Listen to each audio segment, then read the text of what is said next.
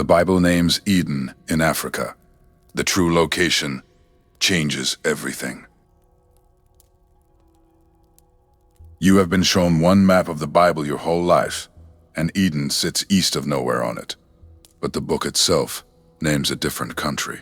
Genesis 2:13 says, "The second river of Eden, Gihon, compasses the whole land of Cush, and Cush in every Hebrew page that follows is Africa." Look at the back pages of almost any English study Bible printed in the last 100 years. The little inset will place the garden somewhere near the Persian Gulf, well above modern Baghdad. The Africa you came from, the Africa your ancestors carried in their bones across the Middle Passage, is not on that map at all. I want to sit with you for the next hour and walk that river back to its source. I believe Genesis is doing exactly what it says. It is naming a country. It is pointing south. I have been a student of this passage for a long time. I have read it in the King James my grandmother kept on the corner table, with the gold edges worn down by her thumb. I have read it in modern translations that I bought in seminary bookstores.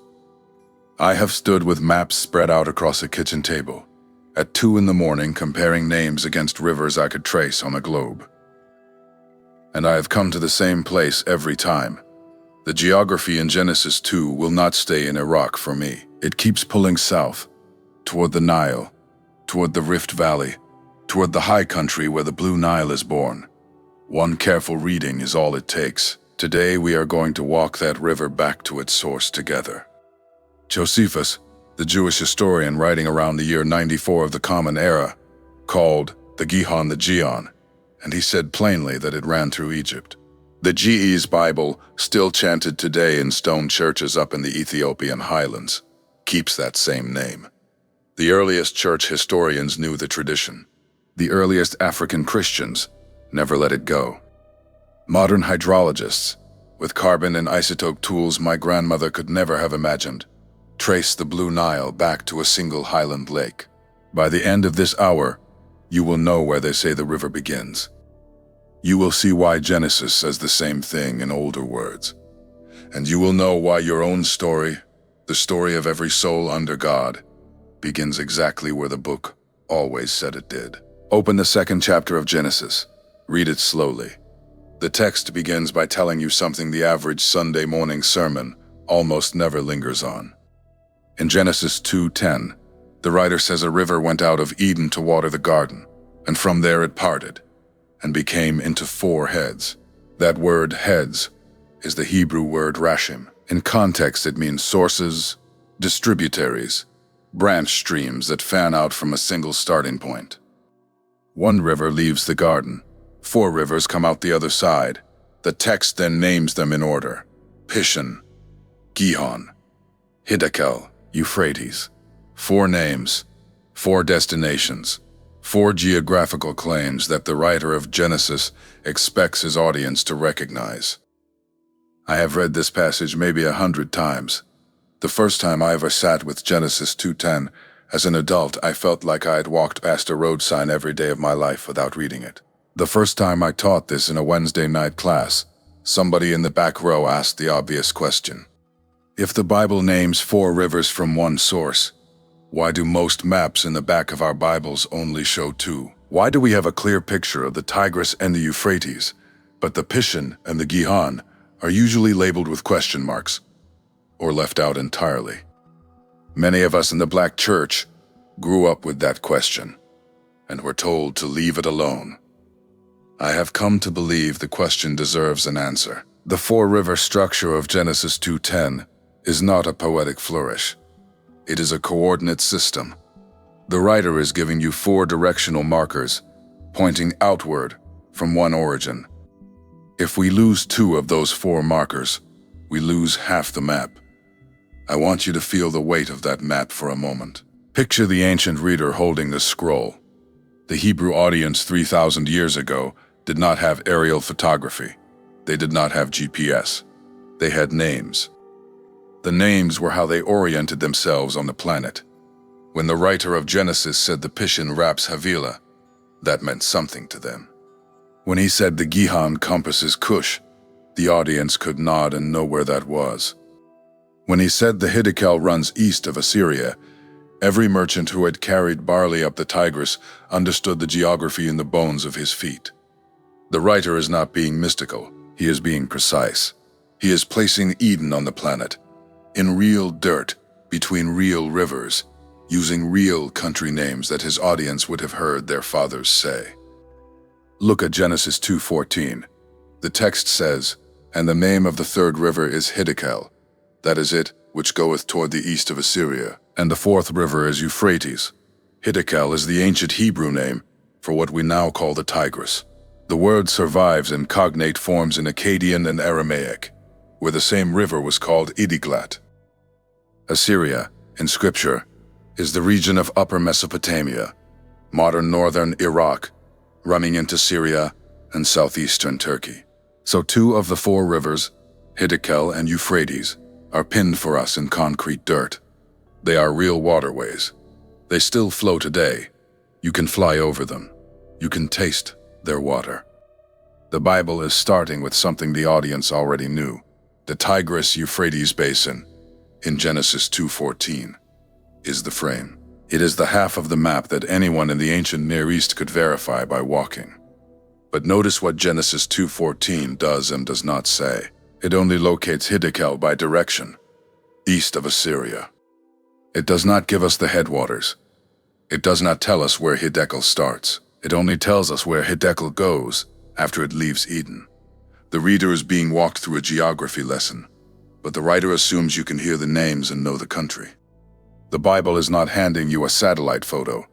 It is naming places in the language of an audience that lived 3,000 years ago. 2 of the 4 rivers, the ones the reader already knew, were named lightly. The first 2, the ones that point south, were named with more detail. The economy of words in this passage is doing real work. Genesis 2:14 sketches Mesopotamia in 2 sentences. Genesis 2:11 through 2:13 spends 3 full sentences on Pishon and Gihon, on Havilah and Cush. The text itself tells you which direction to lean. Now back up to verses 11 and 12. The text says, "The name of the first river is Pishon, that is it which compasseth the whole land of Havilah, where there is gold. And the gold of that land is good. There is bdellium and the onyx stone." Pishon wraps a land called Havilah. Havilah is a land of gold, of fragrant resin called bdellium, of onyx stone. Genesis 2:11 hands you a country and tells you what its economy looks like.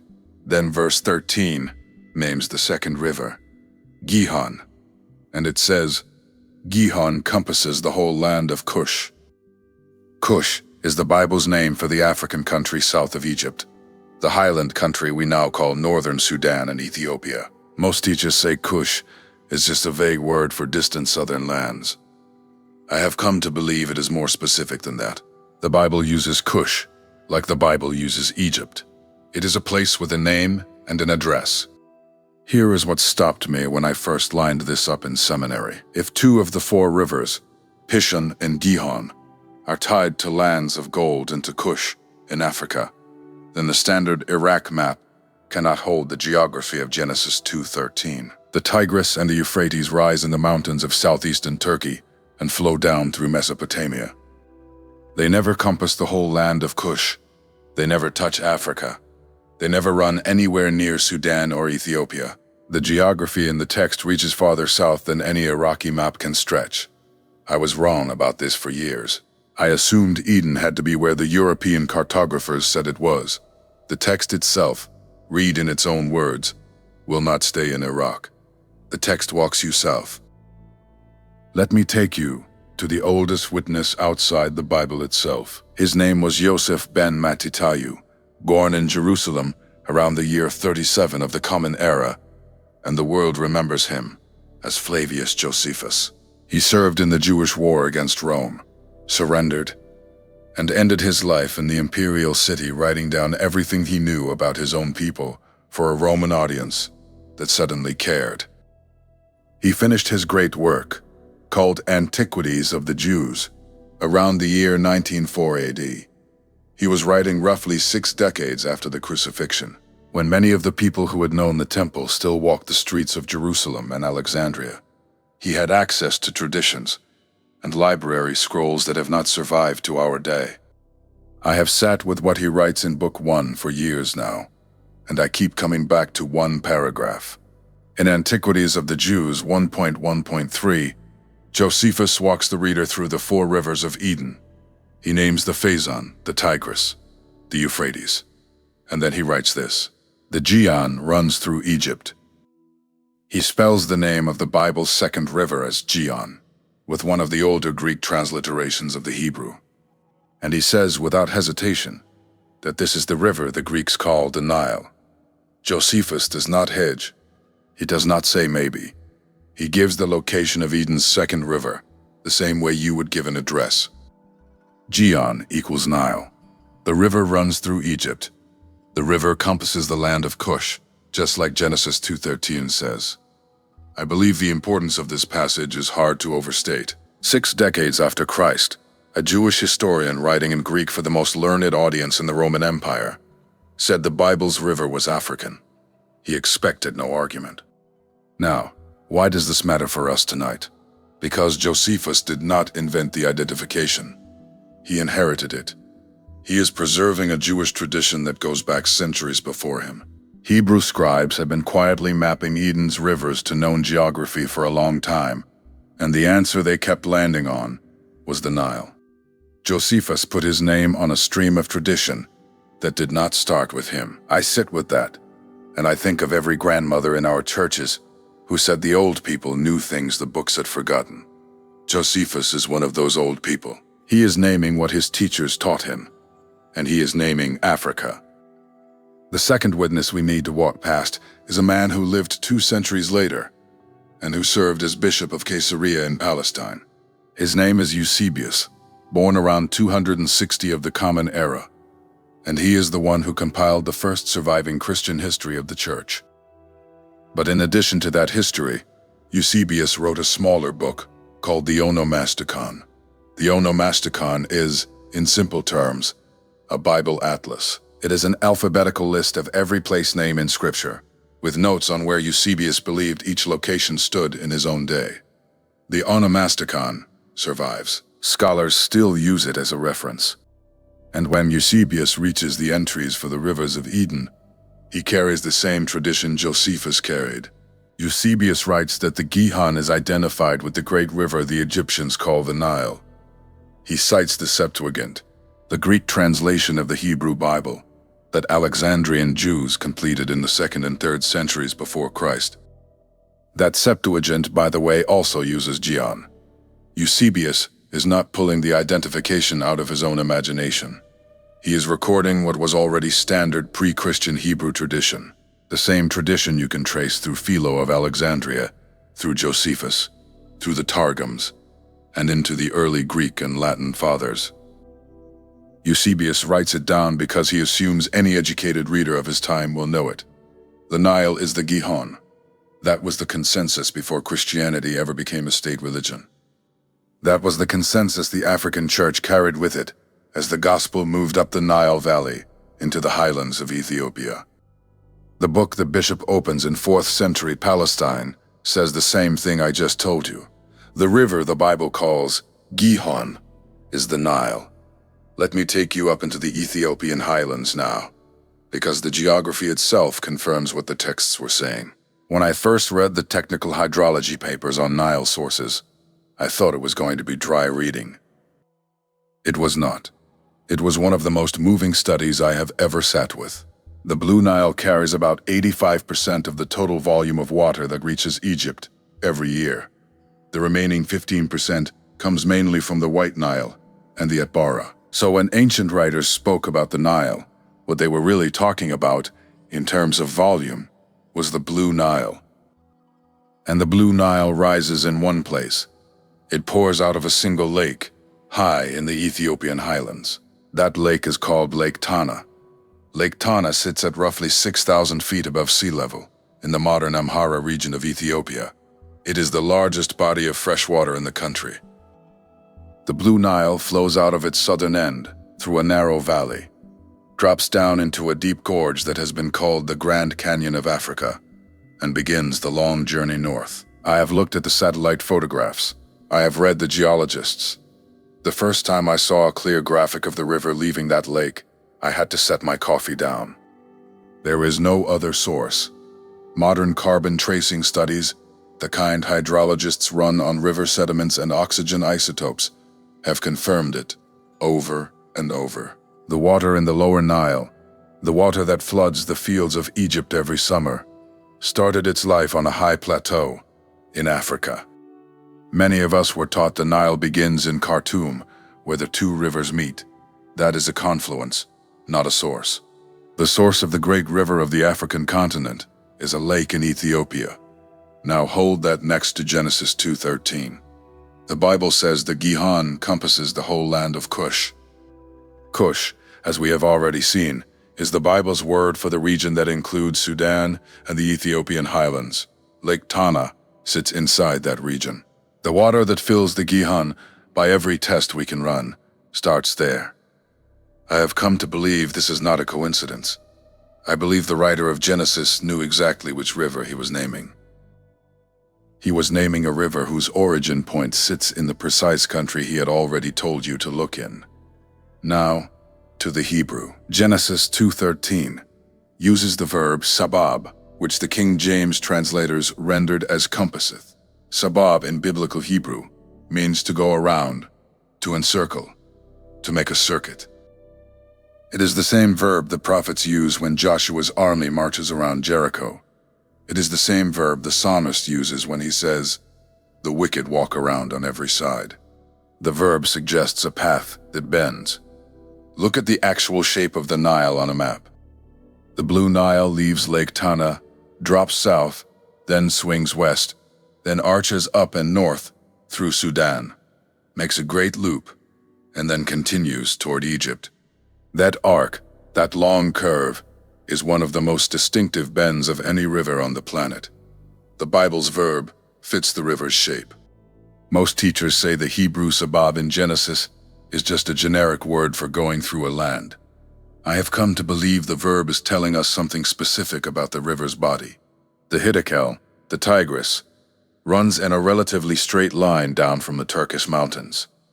The Euphrates does the same. Neither of them sabab around anything in the way the verb suggests. The Nile does.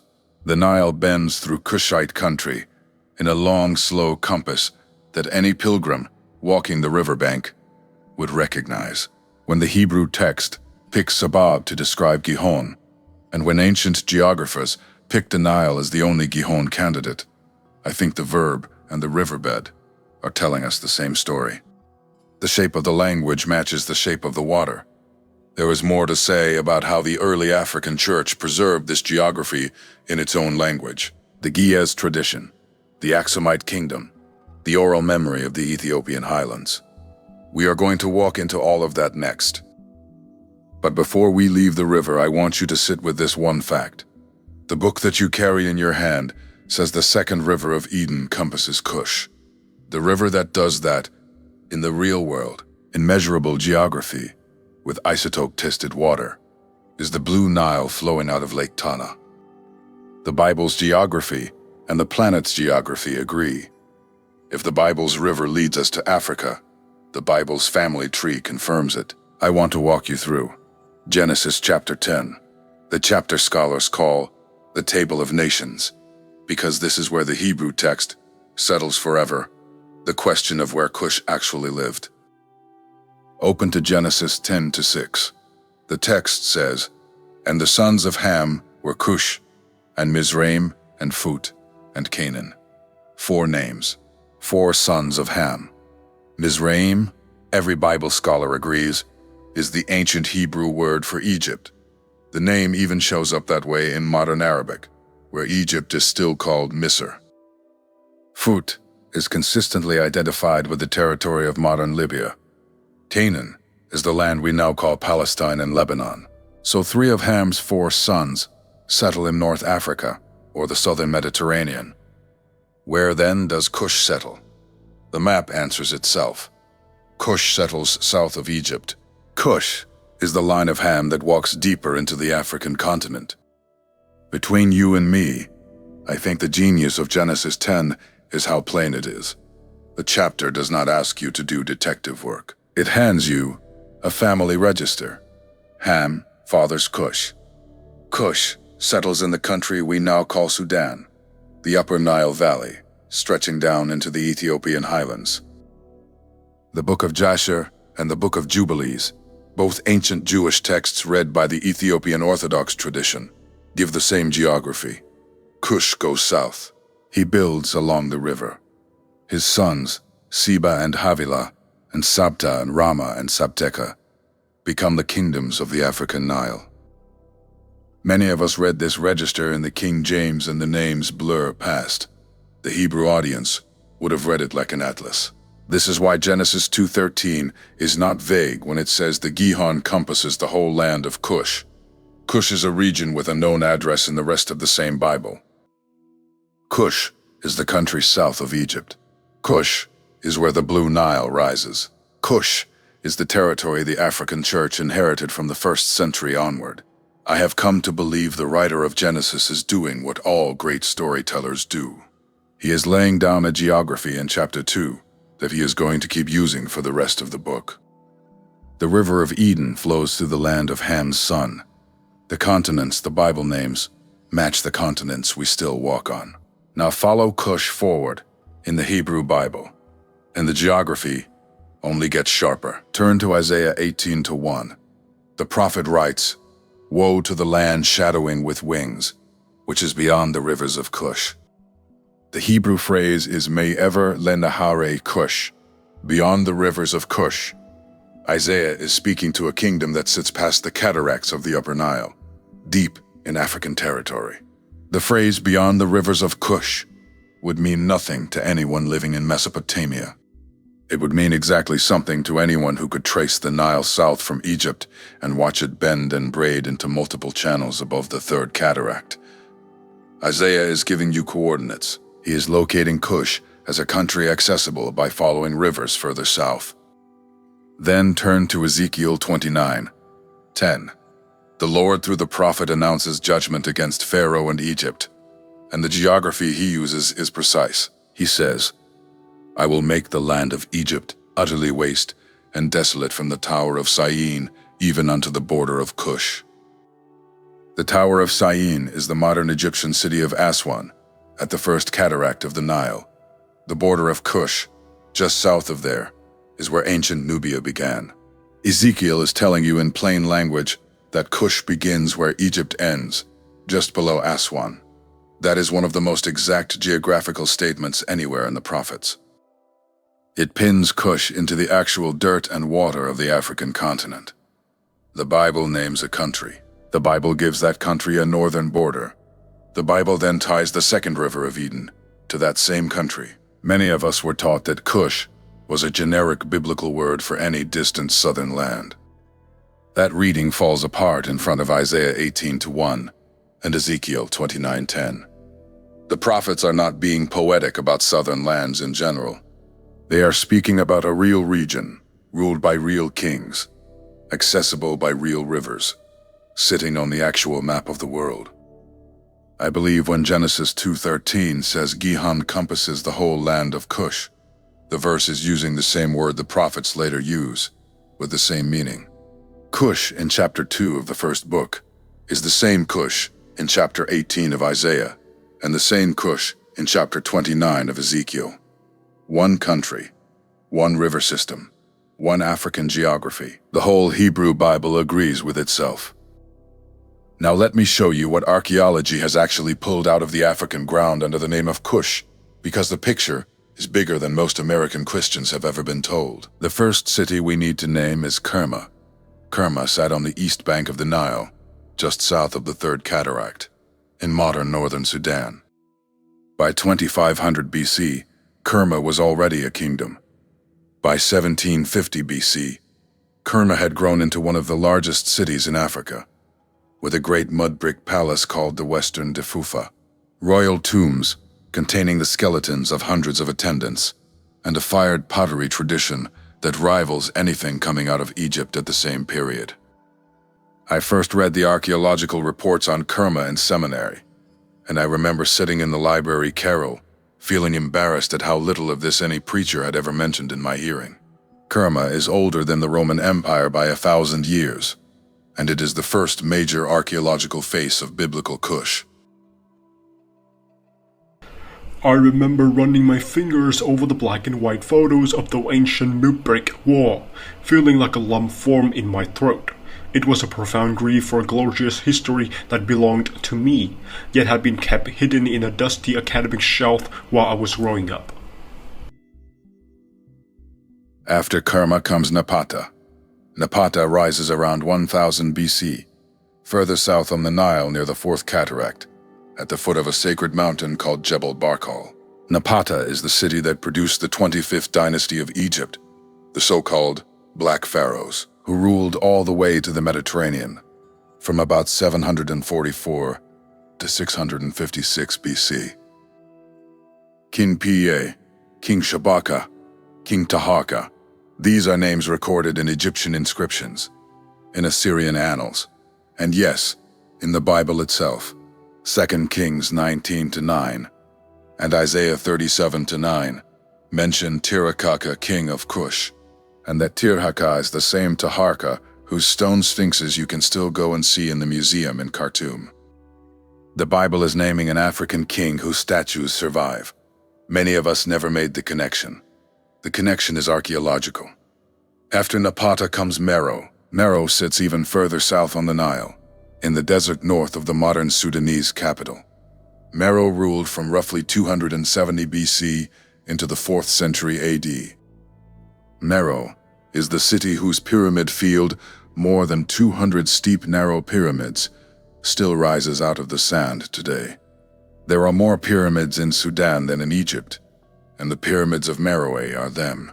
Meroe is the kingdom that Acts chapter 8 names when the Ethiopian eunuch, treasurer of Queen Candace, rides his chariot home from Jerusalem, reading the prophet Isaiah. Candace, by the way, is not a personal name in that passage. Candace in the Greek is the dynastic title for the queens of Meroe, the same way Pharaoh is the dynastic title for the kings of Egypt. The man in Acts 8 is going home to the kingdom of Cush. The archaeological spine of biblical Cush runs from Kerma through Napata to Meroe, along the Nile in modern Sudan. It is real. It is documented.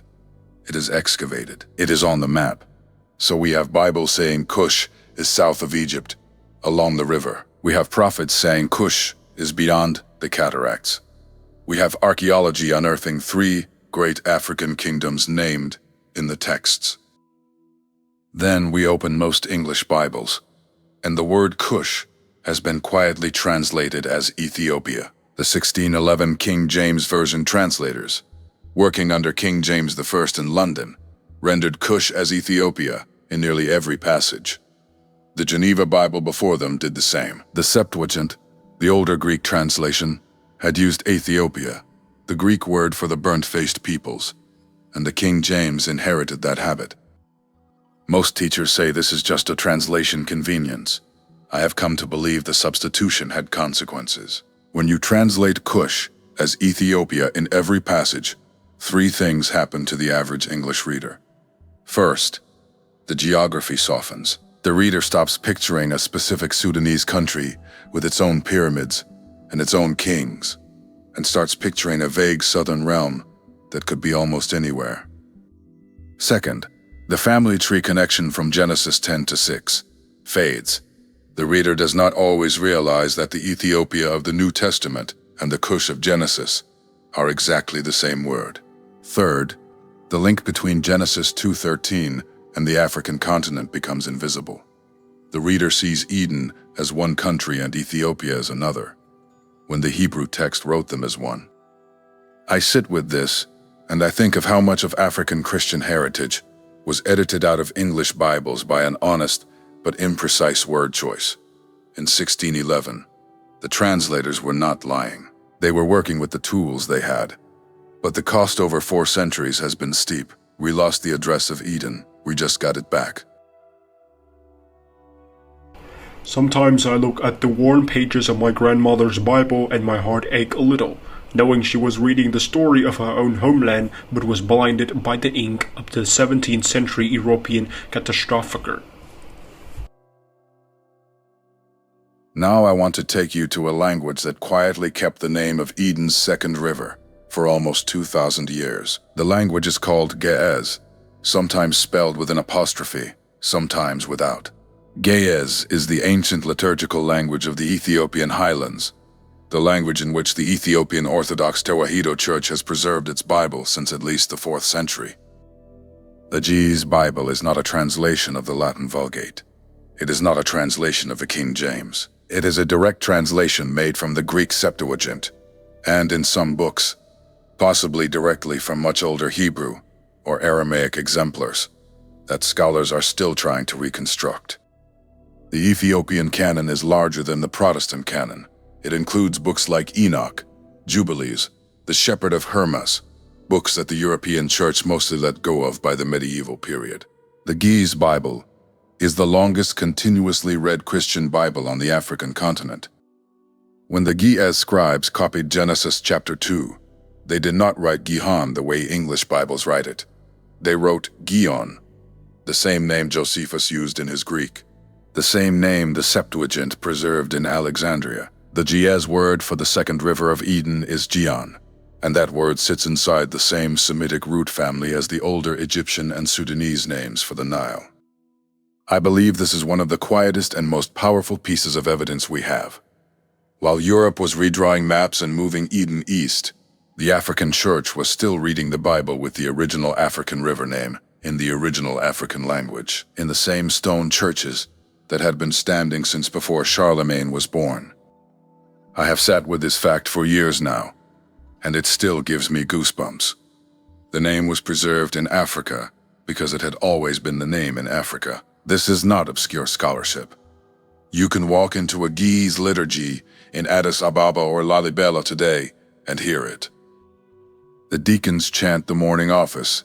The priest reads the passage from Mazmur, the Psalms, and when the Genesis lectionary cycles around, you can hear Gihon in the readings. The Ethiopian Orthodox Tewahedo Church considers itself a direct continuation of the church planted by St. Mark in Africa, and one of the first nations to officially adopt Christianity, back in 330 AD, under King Ezana of Aksum.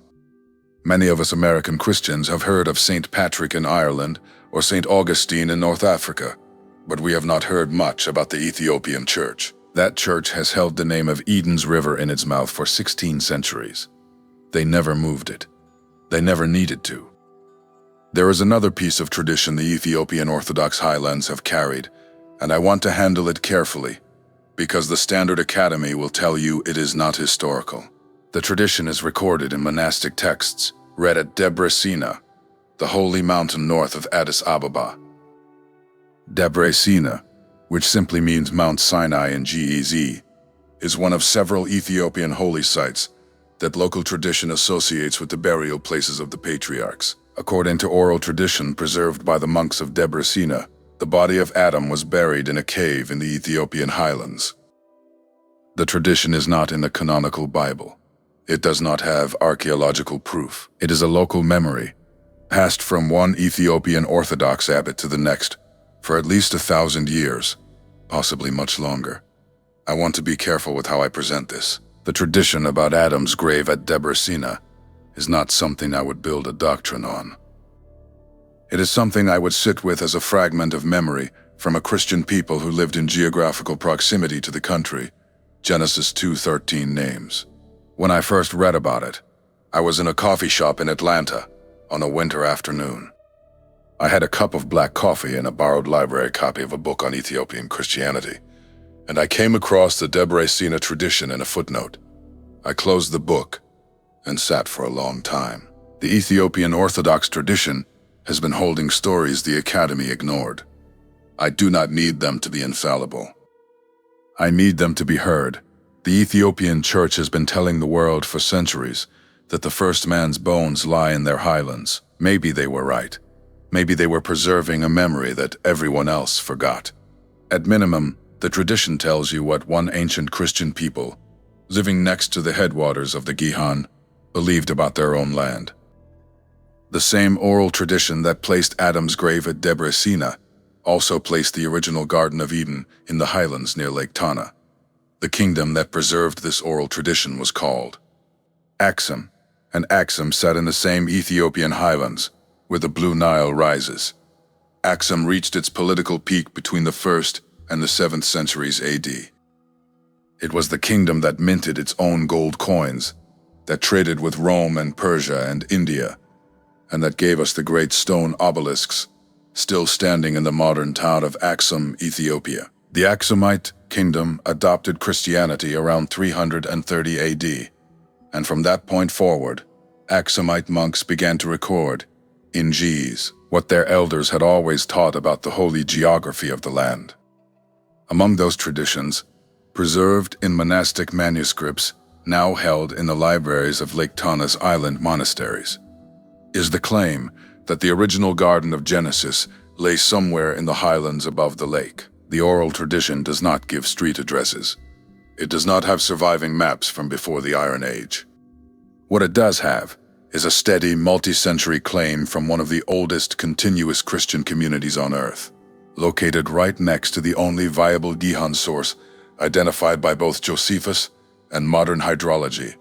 Axumite tradition and biblical geography point at the same patch of African earth. I think this overlap is worth taking seriously, even if we cannot prove it with a shovel.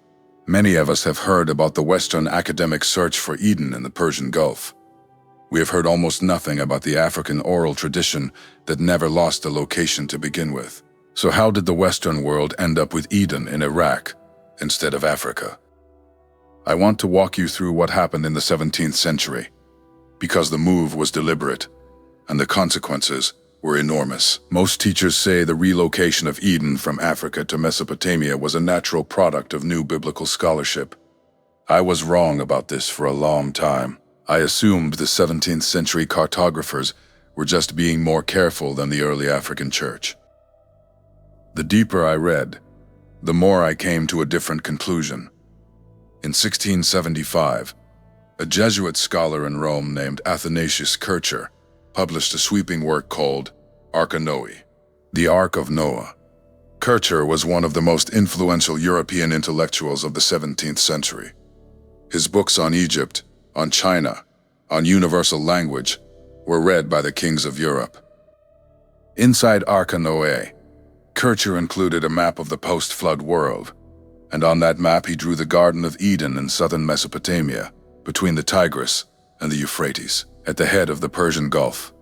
Kircher said the Pishon and the Gihon must be smaller branch channels of those same Mesopotamian rivers, even though the Bible never described them that way, and no one in ancient history had ever placed them there. Kircher's map was widely reprinted. Within a generation, European Bible publishers had moved Eden east, off the African continent entirely. The maps in the back of your study Bible today are descendants of Kircher's drawing in Arca Noae. I was wrong about this for years. I thought Kircher had been a neutral scholar working with the best linguistic evidence of his time. The more I read about the period he wrote in, the more I came to believe something else. Kircher published in 1675. The European Atlantic slave trade had been running at industrial scale for almost 2 centuries. African bodies were being shipped across the Atlantic in ever larger numbers. The intellectual project of European Christianity, in the same decades that Kircher was drawing his map, was producing theologies that justified the trade, that argued for African inferiority, that quietly removed Africa from origin. Moved Eden east is a phrase I keep coming back to. The garden was not just relocated. The continent of origin was reassigned. The cradle of humanity, in European Bibles after Kircher, was no longer in Africa. I do not want to attribute conscious malice to Athanasius Kircher. I cannot read his heart across 4 centuries. What I can say is that the cartographic move he made, intentional or not, served European empire in obvious ways. If Eden lay in Mesopotamia, then the African continent was not the original homeland of humanity, but a distant, almost peripheral place. If Kush was just a vague southern term, then the African pyramids and the African kings of the Old Testament could be quietly forgotten. If the Gihon was a Mesopotamian backwater rather than the Blue Nile, then the African church's tradition could be dismissed as folklore. Africa removed from origin meant Africa removed from authority. And once Africa was removed from authority, the chains became easier to justify. There is a specific kind of quiet, deep-seated anger that washes over you when you finally realize that imaginary lines drawn on a piece of parchment by a scholar in Rome help put physical chains on the wrists of your ancestors. I have sat with this for a long time. I believe the map matters. I believe what we draw on a page can shape what generations are willing to do to one another.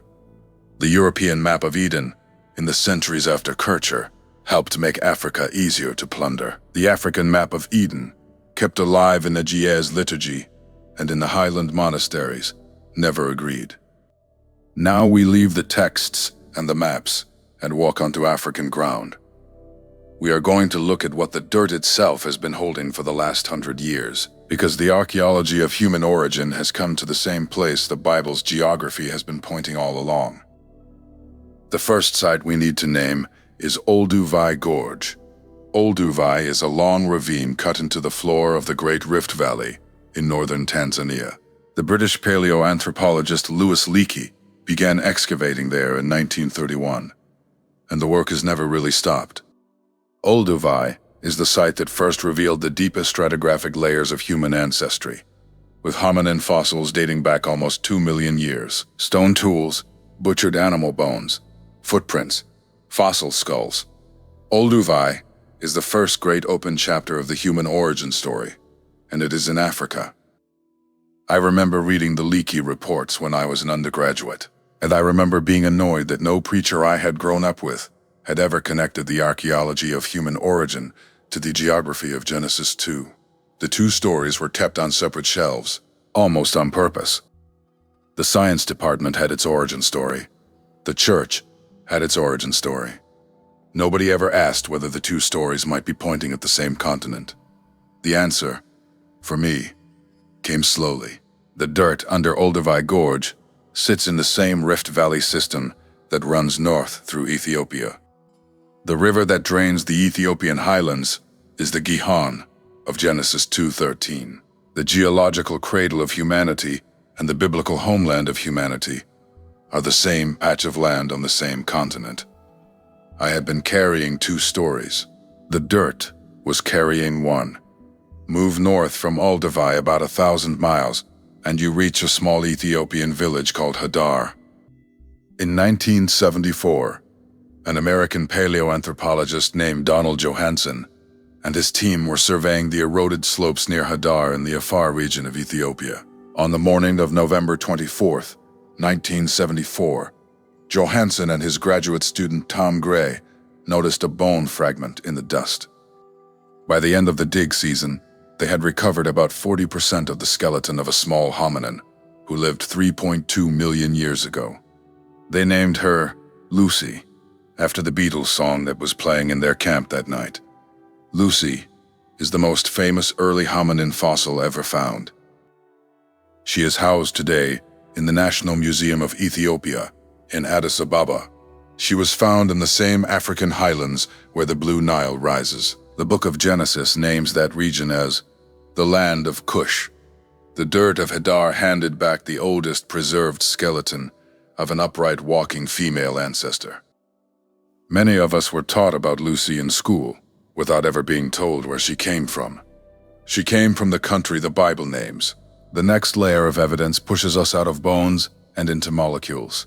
In 1987, a team of geneticists led by Rebecca Cann, Mark Stoneking, and Alan Wilson published a paper in the journal Nature that changed how the modern world understands human ancestry.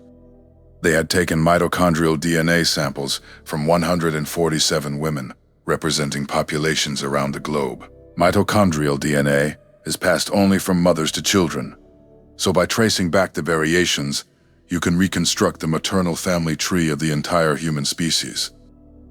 What Can and her colleagues found was that all the mitochondrial DNA lineages in their global sample converged on a single ancestral female who lived in Africa, somewhere between 100,000 and 200,000 years ago. The popular press immediately called her Mitochondrial Eve.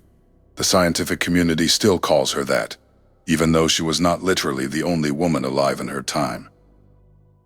She was simply the common matrilineal ancestor, the location the geneticists kept pointing to when they refined the studies through the 1990s and 2000s with larger samples, was East Africa. Specifically, the broad region that runs from southern Sudan through Ethiopia and Tanzania along the Rift Valley. The Can 1987 paper, the follow-up studies, the more recent whole genome analyses, they all keep converging on the same belt of African land. The cradle of modern human ancestry, as far as the molecular evidence can show us, sits inside the same region the Bible calls Cush. I want to be careful here. I am not saying mitochondrial Eve was the biblical Eve. I am not collapsing the two narratives. I am saying the geographic answers the two stories give are the same. The Hebrew text says, "The river of Eden ran through Cush." The mitochondrial DNA evidence says the maternal common ancestor lived in East Africa. The continent is the same. The third piece of evidence we need to walk past is the gold of Havilah. Remember Genesis 2:11 says, "The name of the first river is Pishon, that compasseth the whole land of Havilah, where there is gold." And then verse 12 adds, "The gold of that land is good." For a long time, scholars argued that Havilah might be in Arabia, somewhere along the Red Sea coast. But there is another candidate that fits the geography of an African Eden perfectly. About 50 miles east of the Nile, in what is now southeastern Egypt and northern Sudan, lies a long dry valley called Wadi al-Aki. Wadi al-Aki was one of the most heavily mined gold districts of the ancient world. The Egyptians worked it. The Nubians worked it before them. Kushite kings made their wealth from it. Modern Sudanese archaeologists have documented hundreds of ancient mining shafts in the valley. I have come to believe Wadi al-Aki is a stronger candidate for the biblical Havilah than the Arabian options, because Wadi al-Aki sits inside the same African region the rest of Genesis 2 names. If the Gihon is the Blue Nile and Cush is the African south of Egypt, then the natural Pishon partner is the Wadi al-Aki gold district that branches eastward from the same river system. Egyptian inscriptions from the New Kingdom describe gold flowing north out of Nubia in such quantity that the Egyptian word for gold itself was tied to the southern lands. Genesis says the gold of that land is good. Wadi al-Aki miners would have said, Amen. The Bible's economic geography of Eden matches the actual African economic geography of the same period. Stay with me, because the evidence stack is not done yet. Genesis 2:12 mentions another substance found in the land of Havilah, and the King James calls it bdellium. The Hebrew word is bedelak. Most modern Bible footnotes will tell you bdellium is some kind of aromatic resin or pearl-like gum. The Septuagint and several later traditions identified it as an aromatic resin similar to myrrh or frankincense. Most teachers say bdellium is a vague mystery substance we cannot identify. I have come to believe the evidence points clearly at the resin-producing trees of the Horn of Africa, specifically the frankincense and myrrh trees, the Boswellia and Commiphora species, that grow only in the dry highlands of Somalia, eastern Ethiopia, southern Arabia, and the corresponding coast of the Red Sea. If you look at where Boswellia and Commiphora actually grow, in the wild, the natural range runs through the same African horn that sits on the southeast border of biblical Cush. Frankincense, the resin that the Bible later describes as one of the great gifts brought to the Christ child, comes from exactly this region. The ancient trade routes carried frankincense up the Red Sea, into Egypt, and onward into the Mediterranean. Bdellium, in my reading of Genesis 2:12, is the older Hebrew name for the same family of resins. The text is telling us that the land of Eden produced what the rest of the Bible later treated as a sacred commodity. The African horn is where the aromatic trees grow. The Bible names them in chapter 2 of the first book. The fourth piece of the evidence stack comes from a modern scholar whose work is worth knowing. James van der Kam is a biblical scholar who taught for many years at the University of Notre Dame, and he is one of the world's leading experts on the Dead Sea Scrolls and on the ancient Jewish text called the Book of Jubilees. Jubilees is a 2nd century BC retelling of Genesis that survives in full only in the GS Bible of the Ethiopian Orthodox Church. Van der Kam, in his commentary on Jubilees, observes that the ancient Jewish geographers who wrote Jubilees mapped the place names of Genesis 2 onto the actual continental geography of Africa. Jubilees explicitly places the river Gihon in connection with Cush and Egypt. Jubilees gives Ham's sons the African territories. The Jubilees writer, more than 100 years before Christ, was already reading Genesis 2 as African geography. I have sat with the Van der Kam commentary for a long time. The thing that stays with me is that Jubilees, preserved by African Christians, recorded in Africa, treated by the European Church as apocryphal, but treated by the Ethiopian Church as canonical, contains a direct early Jewish witness that the rivers of Eden ran through African land. Most American Christians have never read Jubilees. Most have never even heard the name. But the book is real. It exists in Ge'ez manuscripts, hundreds of years old, and it agrees with everything else we have walked through tonight. Jubilees says the Gihon is in Africa. Josebius confirms the Nile identification. The GE's Bible keeps the name Gihon. The hydrologists trace the river to Lake Tana. The archaeologists find Lucy and mitochondrial Eve and Olduvai Gorge and the Kerma Kingdom, all in the same region. 6 independent layers of testimony. 6 bodies of evidence. 1 African continent. I want to tell you something honest before we move into the final stretch. I have been working through this material for the better part of 15 years now, and there were long stretches when I was wrong about it. In my late 20s, when I first started teaching adult Bible classes in a storefront church in Decatur, Georgia, I followed the European cartographic tradition without thinking about it. I taught Eden as Mesopotamia. I drew the same Tigris and Euphrates picture every other teacher drew. I put little arrows pointing toward Iraq when I described the 4 rivers. Nobody in my class ever questioned it, and I never questioned it either. Then in 2012, an older man in the back row, who had spent his early career as a foreign service officer in Sudan and Ethiopia, raised his hand after one of my lessons. He waited until everyone else had left, and he asked me, very gently, whether I had ever read what Josephus actually said about the Gihon. I had not. He brought a marked-up copy of Antiquities of the Jews to the next class. He showed me the passage. He showed me what the GS Bible said. He sat with me at the table for 2 hours that evening and walked me through what he had seen with his own eyes on the Upper Nile. I left that classroom feeling like the floor had moved under my feet. I had been wrong, and I had been telling other people the same wrong things for years. I have come to believe the truth about Eden was sitting in plain sight in Hebrew texts and in the African church the whole time. The hardest part of teaching this is admitting how late I came to it. If you are coming to it tonight for the first time, you are not late. You are right on time. The text has been waiting. Every layer converges on Lake Tana Basin. I have come to believe this conclusion is no longer something we have to fight to defend. It is something we can simply describe. The Bible names a river. The river compasses Cush. Cush sits in Africa, between Aswan and the Ethiopian highlands. The river the Bible names is the Blue Nile flowing out of Lake Tana. Josephus said so. Eusebius said so. The Ge'ez Bible has been singing it for 16 centuries. Jubilees recorded it before Christ. The carbon tracing and the isotope studies confirm it. The fossil record places the origin of upright walking ancestors in the same highland country. The mitochondrial evidence places the maternal common ancestor in the same African belt. Every road we have walked tonight ends in the same patch of African earth. I do not call this proof. I call it convergence. 6 lines of evidence pointing at one geography. The Bible was right about its own address. Let me speak to you now, directly, because we have walked through scripture and history and dirt and DNA, and we are about to land where we need to land.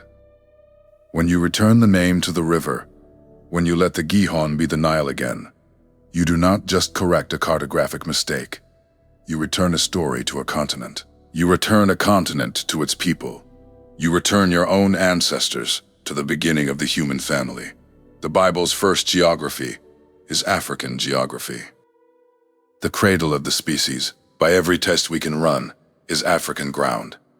And if you grew up in the Black American church, with grandmothers and great-grandmothers who carried the King James in their handbags and prayed over your fevered forehead at midnight, then in one reading the heritage of your ancestors reaches further back than the Middle Passage, further back than slavery, further back than the empires that tried to write Africa out of origin. I have come to believe your heritage starts in the same patch of highland country where the Blue Nile is born. I do not need you to agree with every detail I have offered tonight. The map I have drawn is one careful reading among others. I do need you to know that the African connection in Genesis 2 is not a fringe theory invented in the last decade. It is the older reading. It is the reading Josephus knew. It is the reading Eusebius preserved. It is the reading the Ge'ez Bible has been singing for 1600 years. The newer reading, the one that moved Eden east into Iraq, is barely 400 years old. The older voice is African. The newer voice was the European map. You get to choose which voice you carry forward. I have made my choice. The choice changed how I read every page of the Bible that comes after Genesis 2. The choice also changed how I read every page of the history that came after the African church. You are not a footnote in someone else's story. Your ancestors did not begin as cargo on a ship. They began in the highland country where the river of Eden compasses Cush. They built Kerma. They ruled in Napata. They are buried under the pyramids of Meroe. Their queens rode chariots in the Book of Acts. Their monks copied scripture in stone churches that still stand today. Their language preserved the name of Eden's river, while Europe forgot it. Their country is named in the 2nd chapter of the 1st book of the Bible. The text never left them. The text was always pointing home. If you have stayed with me this whole hour, I want to speak something specific over you. I know what it is to grow up in a tradition that taught you Africa was a side chapter in someone else's book. I sat in those Sunday schools too. I memorized the same maps. I learned the same names in the same order. When the older man in my Decatur Bible class showed me Josephus for the first time, what shifted was not just my understanding of geography. What shifted was my understanding of who I was. I am a Black American Christian, raised on cornbread and the King James and the long, slow gospel hymns my mother sang on Saturday mornings while she cleaned. The Africa in Genesis 2 is not foreign to me. The Africa in Genesis 2 is family. And if you are sitting in your kitchen, or your living room, or your car listening to this in traffic, and the story I have laid out tonight is landing somewhere deep inside you, I think the recognition is honest. The text was always saying what your bones already knew. Between you and me, I think most American preaching missed this.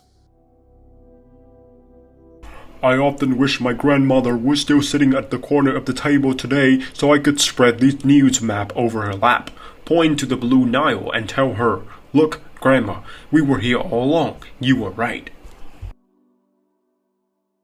I think we all have some catching up to do. I am still doing the catching up. I am glad to do it with you. What I have shared today is one careful reading of these texts. The Christian tradition holds many interpretations, and other scholars have weighed the same passages and come to different conclusions.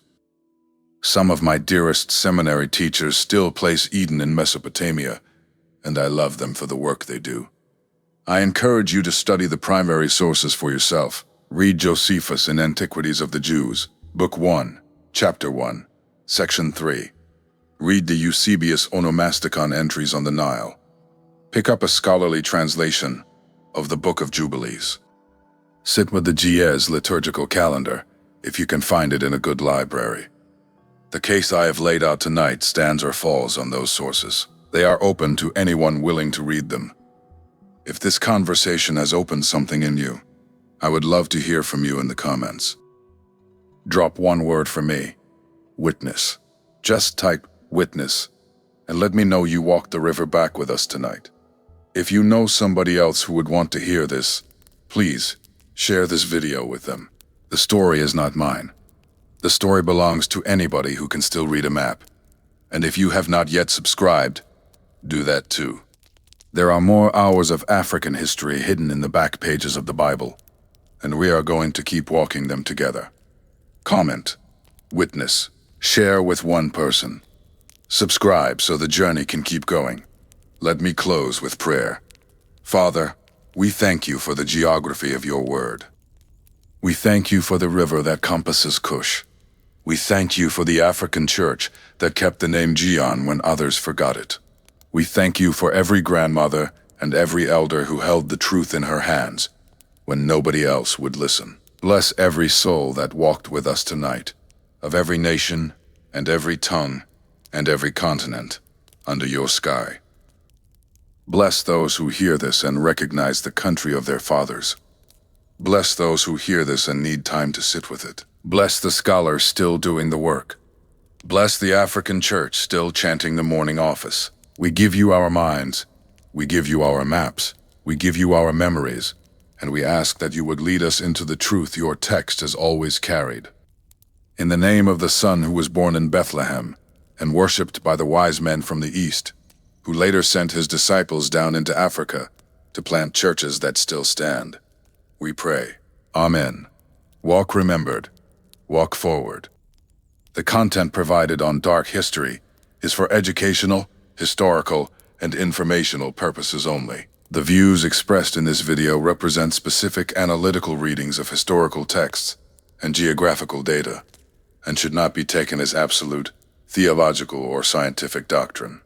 Viewers are encouraged to research primary sources and form their own independent conclusions.